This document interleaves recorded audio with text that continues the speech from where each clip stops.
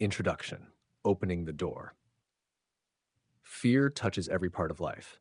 It shows up in decisions, big and small, in starting something new, ending something familiar, speaking your truth, asking for what you need, or even allowing yourself to dream.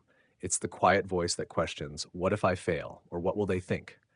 It can be loud and paralyzing, or subtle and constant like background noise. And yet it's something we rarely talk about openly. People often carry fear silently, believing they are alone in it, as if struggling with fear is a sign of weakness or inadequacy. But fear is not a personal defect. It's not something broken that needs to be fixed. It's a natural part of being human. Everyone feels it, every age, every background, every level of success. The difference between people who live fully and those who feel stuck is not the absence of fear, it's how they relate to it. While some wait for fear to go away before taking action, others understand that waiting only feeds it. They move forward, even with the fear still present. The truth is, confidence doesn't come before action, it comes as a result of it. Waiting for the perfect moment when fear disappears is a trap. That moment never really comes. Life continues to offer challenges, unknowns, and risks. Growth always includes discomfort, and where there's discomfort, there's fear. But within that discomfort also lives possibility. Fear often shows up when something matters deeply. It's not just a sign of danger, it's also a sign of importance. Fear points to the edge of the comfort zone, the doorway to something new. When seen in this light, fear becomes less of a stop sign and more of a signal that growth is near. Facing fear doesn't mean it will vanish immediately, but choosing to act in spite of fear builds strength. With each step forward, the fear begins to loosen its grip. Each time you do something you're afraid of, your confidence grows. You prove to yourself that you are capable, resilient, and braver than you believed. There is power in naming fear, in bringing it into the open, in realizing that it's not unique to you, it's part of being alive. And the act of simply acknowledging it is a form of courage. You don't need to leap. You don't need to have all the answers. You only need to be willing to take one step, even a small one, in the direction of what you want. Fear doesn't need to go away before life begins. It's possible to carry it with you and still move forward. That's the invitation, to open the door, even if your hands are shaking. Because everything you desire, everything meaningful, everything fulfilling, lives on the other side of that first trembling step. What are you afraid of and why? Fear shows up in many different forms: fear of failure, fear of rejection, fear of change, fear of being alone, fear of not being good enough. These fears often live beneath the surface of everyday decisions, shaping choices and limiting potential without fully being recognized. The question isn't whether fear exists, but how deeply it influences thoughts, behavior, and direction in life. At the core of almost every fear is one central belief: I won't be able to handle it. This idea that something painful, overwhelming, or unbearable will happen and that it will break you sits behind every hesitation. Whether it's a fear of leaving a job, ending a relationship, trying something new, or speaking in public, the same underlying doubt repeats itself. What if I can't cope? But that belief is built on a lie. The truth is, people are far more resilient than they realize. They have already handled so much, even when they thought they couldn't. By shining a light on this false belief, fear begins to lose its power. It becomes clearer that the fear isn't in the thing itself. It's in the imagined inability to respond, recover, or adapt. Fear feeds on avoidance. The more it is avoided, the more power it gains.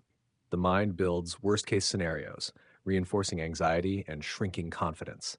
But when fear is faced, examined, and walked through, it often fades or transforms.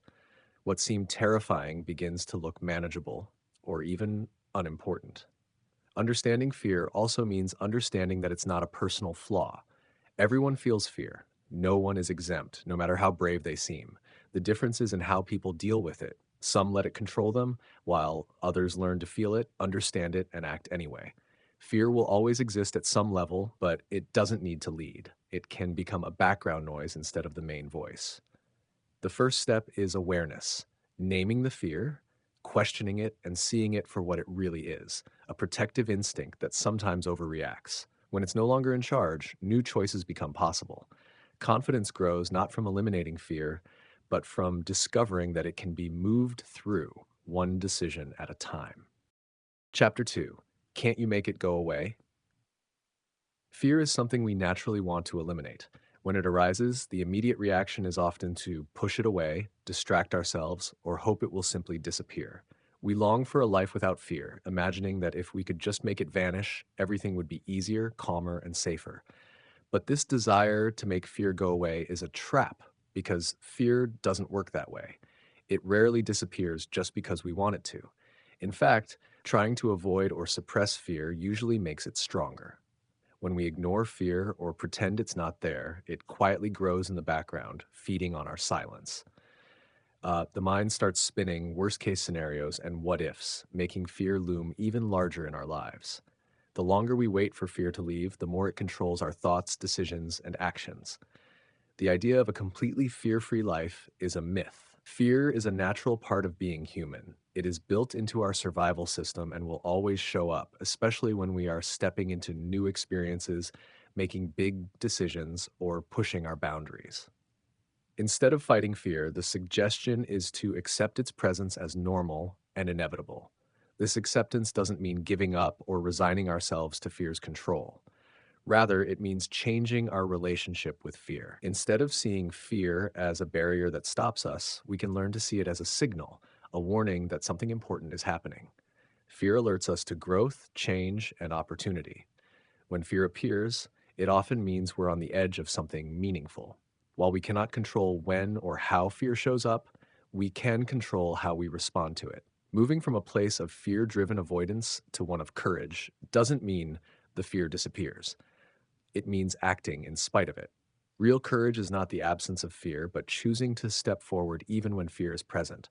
By embracing fear instead of fighting it, we reclaim power. Fear loses its grip and becomes a background noise rather than the voice that dictates our choices.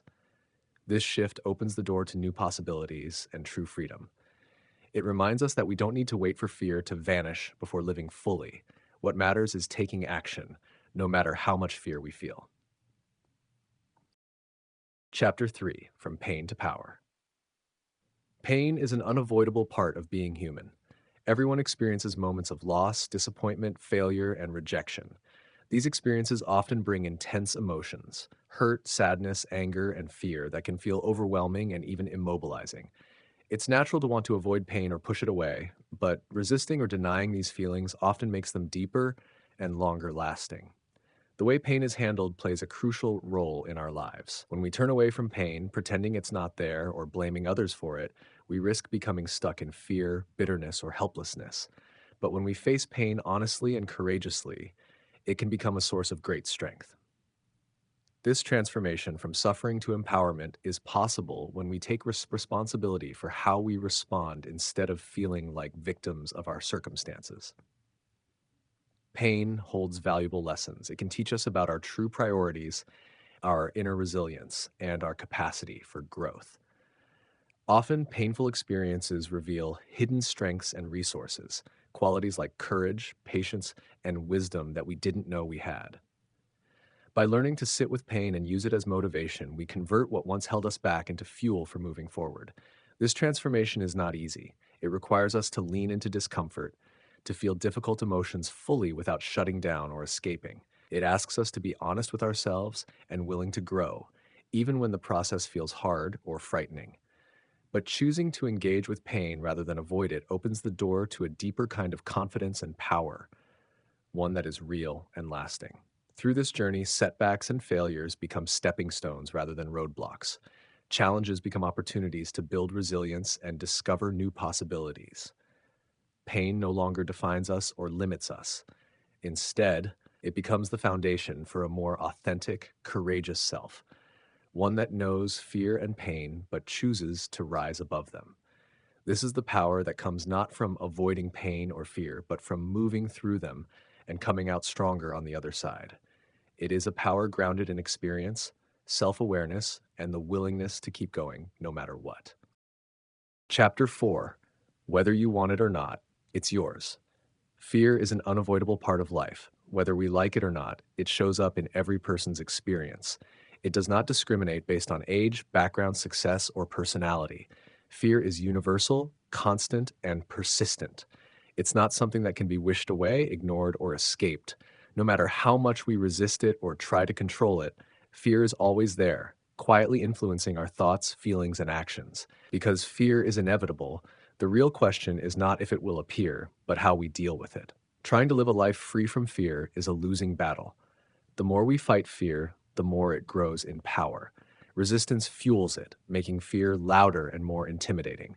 Accepting that fear is a natural companion opens the door to freedom. When we stop struggling against fear, we can begin to see it differently. Instead of an enemy, fear becomes a messenger, signaling that we are alive, growing, and stretching beyond our comfort zones. It shows where our limits are being tested and where opportunities for growth lie. Fear reminds us that something matters deeply, whether it's a new job, a relationship, or a personal dream. Because fear is ours whether we want it or not, the choice is how to live with it. We can let fear rule us, or we can learn to coexist with it, moving forward despite its presence. This means making decisions and taking action even when fear is present, rather than waiting for it to disappear, which it never will. Embracing fear as part of the journey transforms it from a barrier into a guide. It teaches us courage by pushing us to face challenges and take risks. Over time, this relationship with fear builds resilience and self trust, helping us navigate life with greater confidence. Ultimately, accepting fear's presence is an act of empowerment. It frees us from the false hope of a fear free life and invites us instead into a life of bravery, growth, and possibility, one where fear is a companion, not a captor. Chapter 5: The Return of the Optimist, also referred to as Pollyanna Rides Again. Optimism is a powerful and transformative force that can profoundly change the way we experience fear and face challenges. It is the conscious choice to look for possibilities, hope, and positive outcomes, even when situations feel difficult, uncertain, or overwhelming. This mindset doesn't mean ignoring problems or pretending that everything is perfect. Instead, optimism is about focusing on what can go right, what lessons can be learned, and how we can grow stronger through adversity. When fear takes hold, it tends to narrow our vision, making the future appear bleak, full of obstacles, and without hope.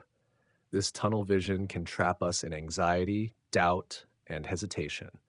Optimism acts like a breath of fresh air, breaking through this fog and opening our eyes to opportunities and solutions that might otherwise go unnoticed.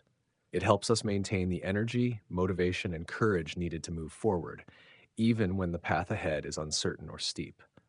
True optimism is not about blind or naive positivity.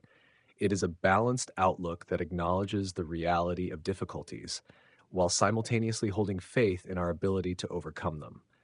It encourages us to see setbacks as temporary and challenges as chances to discover new possibilities. This shift in perspective enables us to approach life's hurdles with a mindset of hope rather than defeat. Cultivating optimism rewires our thought patterns over time, making us more resilient and better equipped to handle setbacks. Instead of being overwhelmed or frozen by fear, we learn to face difficulties with curiosity, determination, and an open mind. Optimism allows us to bounce back faster from failures and disappointments, lessening the power fear holds over our decisions and emotions. Beyond helping us cope with fear, optimism invites more joy, satisfaction, and meaning into our lives. It shifts our attention away from what is missing or frightening and toward what is possible and encouraging. This positive focus creates momentum, inspiring us to take action despite fear's presence, and fuels a cycle of progress and confidence.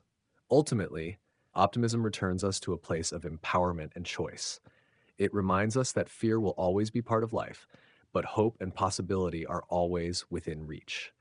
Choosing optimism means choosing to ride alongside fear, not as a victim or prisoner, but as an active, hopeful participant in our own growth, success, and happiness. It is this return of the optimistic spirit that keeps us moving forward, believing in ourselves and the future, no matter what fears arise. Chapter 6: When They Don't Want You to Grow. In life, not everyone wants to see us grow, succeed, or change. Sometimes the people around us, family, friends, colleagues, or even society at large, may resist our growth because it challenges their own comfort zones or threatens the status quo. This resistance can come in subtle forms like doubt, criticism, or discouragement, or more overt ways such as sabotage or rejection. When others push back against our growth, it can trigger fear, self doubt, and confusion. We might question if we're doing the right thing or if we're being selfish by pursuing change. This resistance can feel like an invisible barrier holding us back from becoming our fullest selves. But growth is a personal journey, and the opinions or fears of others don't have to dictate our path. Understanding that resistance often stems from their own insecurities or fears helps us detach from their judgments. Their discomfort with our growth reflects their limits, not ours. Choosing to grow despite opposition requires courage and self trust. It means setting boundaries and making decisions based on our own values and vision rather than seeking approval or avoiding conflict. True growth often involves moving beyond what others expect or want from us. This process can feel lonely at times, but it is also deeply liberating. As we step into our own power, we attract people who support and encourage our growth, and we create a life that aligns with who we truly are. The resistance of they becomes a sign that we are breaking free and moving forward. Growth is inevitable and essential, even when it challenges others. Embracing this truth empowers us to keep evolving, knowing that our journey is our own, and the only permission we need is our own. Chapter 7: How to Make a No Lose Decision. Decisions often feel like high stakes moments where choosing the wrong option could lead to failure, regret, or missed opportunities. This pressure creates fear, hesitation, and sometimes paralysis. But what if you could make decisions without the fear of losing? This chapter reveals the concept of a no lose decision, one that guarantees growth, learning, and progress no matter the outcome. A no lose decision is rooted in the understanding that every result, whether it's what you hoped for or not, carries valuable lessons. Even when things don't go as planned, the experience enriches your knowledge, sharpens your skills, and builds your resilience. This mindset shifts the entire approach to decision making, from avoiding mistakes to embracing growth. To make a no lose decision, start by asking yourself, what is the worst that can happen? And then, how will I handle it if that happens? This mental preparation helps reduce fear and builds confidence because you recognize that even the worst outcomes are manageable. By visualizing how you would cope, you remove much of the unknown and the power it holds over your mind. Another important insight is that indecision is often more harmful than making the wrong decision. When you delay action due to fear or overthinking, you remain stuck in uncertainty, losing time and opportunities for growth. Taking action, even if imperfect, creates momentum and opens up new paths that staying still never will. Choosing with a no lose mindset means trusting yourself, your ability to adapt, learn, and recover, and trusting that life will unfold as it should. It involves accepting uncertainty as a natural part of any decision and knowing that you will be okay no matter what. When you adopt this perspective, decisions become empowering opportunities instead of fearful risks. Fear loses its grip, allowing you to choose boldly, act confidently, and live fully with the knowledge that every step forward, no matter the outcome, is a step toward growth and freedom. Chapter 8: How Whole is Your Whole Life? Living a balanced and fulfilling life means looking beyond just one area, like career or relationships, and considering the whole picture. This chapter explores the idea of whole life wellness, encouraging you to reflect on all the important parts of your life and how they connect. Often, fear shows up because parts of our life are out of balance or neglected. Maybe work dominates your time, leaving little energy for health or personal growth.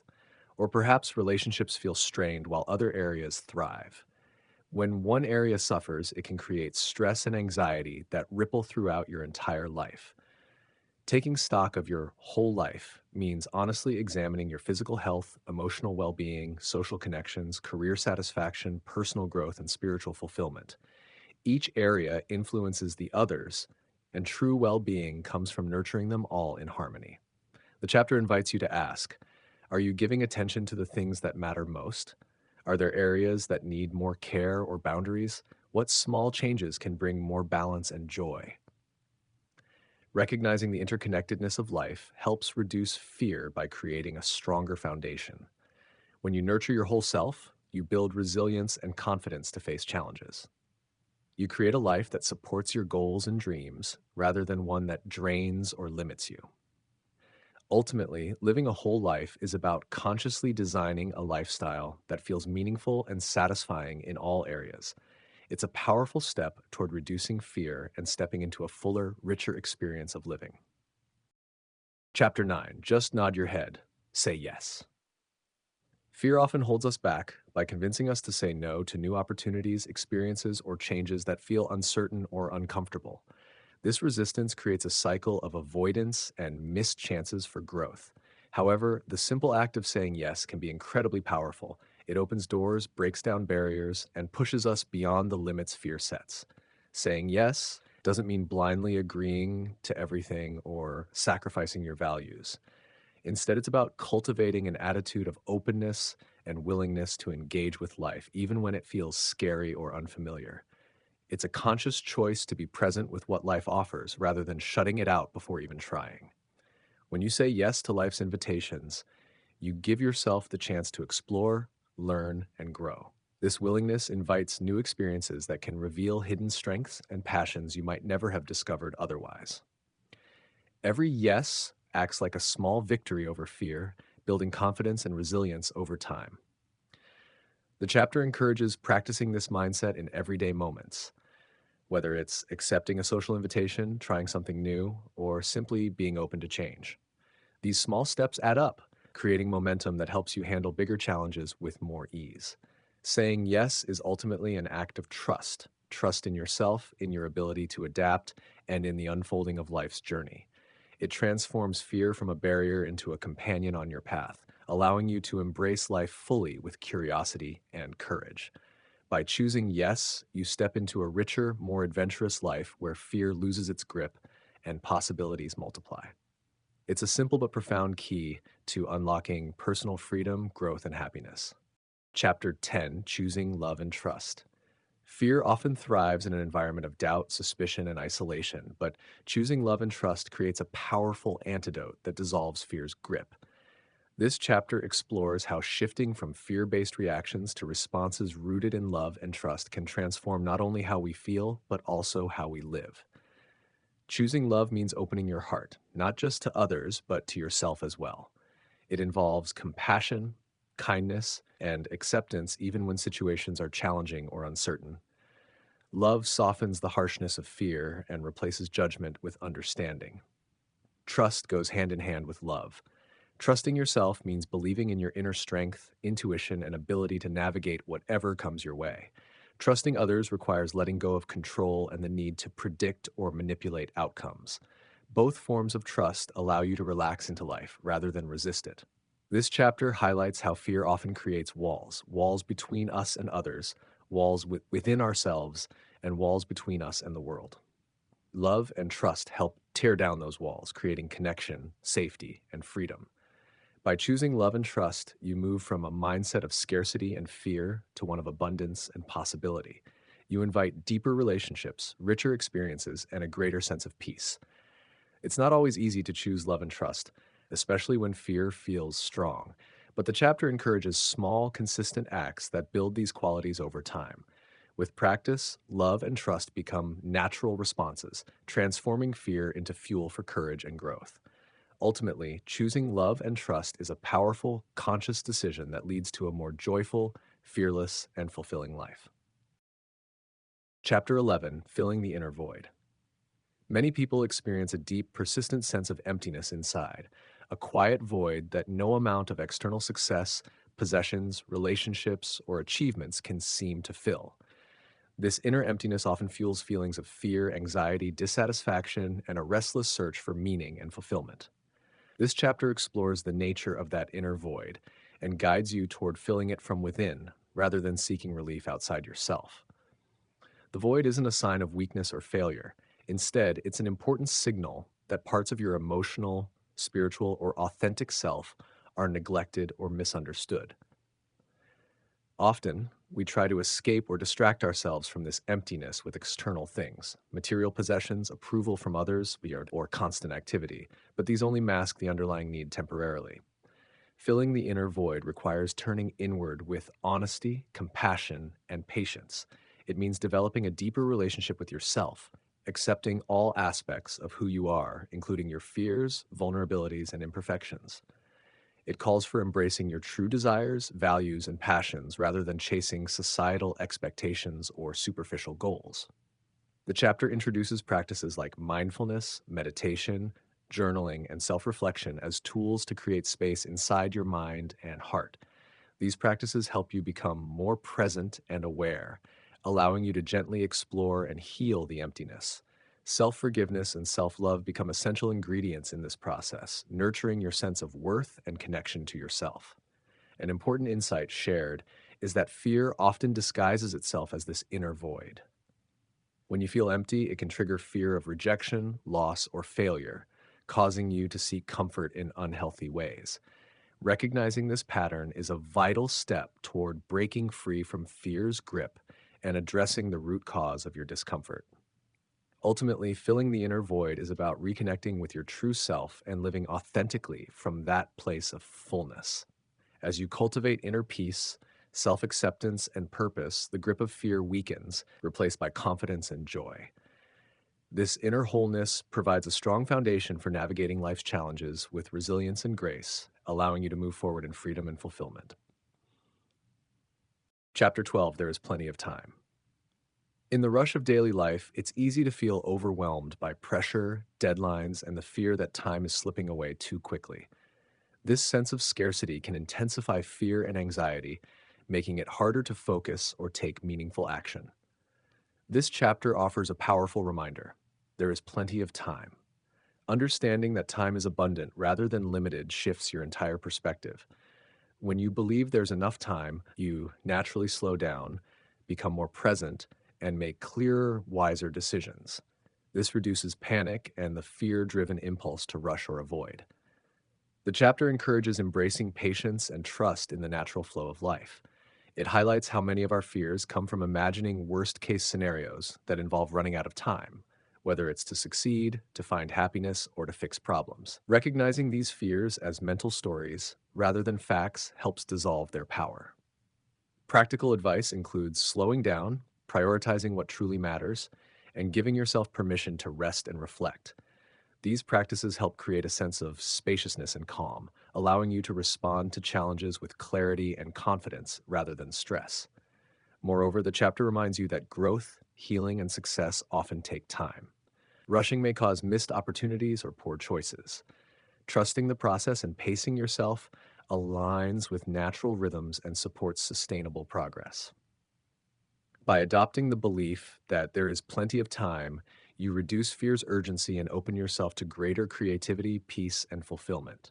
It's an invitation to live with grace, knowing that life unfolds in its own perfect timing and that you have the inner resources to meet it fully whenever it happens.